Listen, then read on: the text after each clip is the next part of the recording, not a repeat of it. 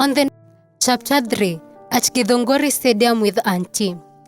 On the night of 11 December 1963, Kenya attained its independence. The Union Jack on Mount Kenya, the British flag, was to be replaced with our Kenyan flag. As it was being lowered that evening, my auntie told me to accompany her to Githunguri Stadium to witness the history of attainment of independence. I was a young girl of about 14 years of age. My aunt folded me with her lasso and off we went. Githunguri Stadium was full to capacity when we arrived. Old and young had gathered to witness and follow what was going on in Mount Kenya, where Maumau, the mountain, was replacing Union Jack with our Kenyan flag.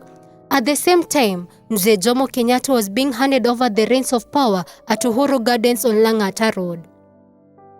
Due to the long freedom struggle and the poverty that goes with it, very few people had transition radio and there was no medium of communication. BBC then, now KBC, had dispatched its staff and radio transmission equipment to different towns to help people to follow what was happening in Uhuru Gardens by Prince William, Queen Elizabeth's husband.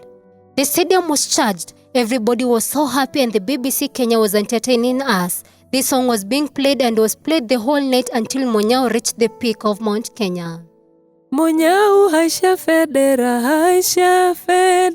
tumiona gĩgĩikũrũka haisha federa. Nĩ amarori matatũ haisha federa, wa mũirũ nĩ mũndũ mũirũ haisha federa, mũtune thakame itũ haisha federa, girini nĩ yothe itũ haisha federa, na mweru nĩ thayũ witũ haisha federa, harambe harambe haisha federa. We really sang. The stadium exploded with singing that night. Meanwhile, Kenyatta was given all instruments of power.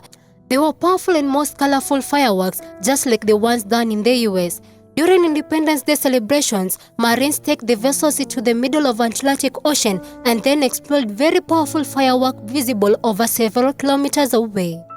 I witnessed it during 2013 Independence celebrations in the US off Myrtle Beach in South Carolina. Githunguri is close to 50 miles from Uhuru Gardens, where the event was held, but Githunguri is very high above the sea level.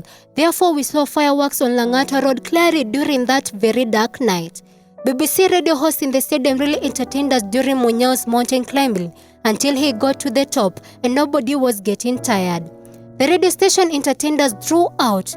TV had not reached Kenya that time. The radio host had fireworks in the stadium, which they also exploded just to add to the joy and ecstasy. Finally, all was over and started our journey back home, where we arrived at 2 a.m. and slept. The road was full of people from the stadium, therefore we were okay with my aunt Rachel Wairimo. After that, my aunt went to Gashie. She came later and told my mom that she wanted to get married. Her mom, who was our grandmother, had died a few years earlier, and her dad, my grandpa, who was an old man, had been traumatized by war. He had suffered so much in the hands of violent home guards. One of our neighbors, who was a home guard stationed in Gashie, every time he came home on weekends, mother used to plead with him to protect grandfather, who was old. I understand he did quite the opposite and subjected severe punishment on our grandfather and his family to solve old scores. Mom discovered later that her request was turned down and even made Muigai to punish them more violently. My mother acted as guardian to her siblings who used to come home for shelter against war. My uncle Moshonde Dongo was shot dead in 1954 near Rivarori, Gashie, on his way to school, which was known as Morango near Rivarori, Gashie's trading center. Back to the stories I like. Auntie Wairimo told my mom she had two suitors. One was short with a small frame, but he loved her so much. Auntie felt the same frame was not her liking. She said the other suitor was quite in red eye, but he was better for her. Mom told her to follow her heart and marry the man she loved more. Therefore, she got married across River Karura kwa Barea Moya, Ruaka, to Mr. Kamau Gakumo.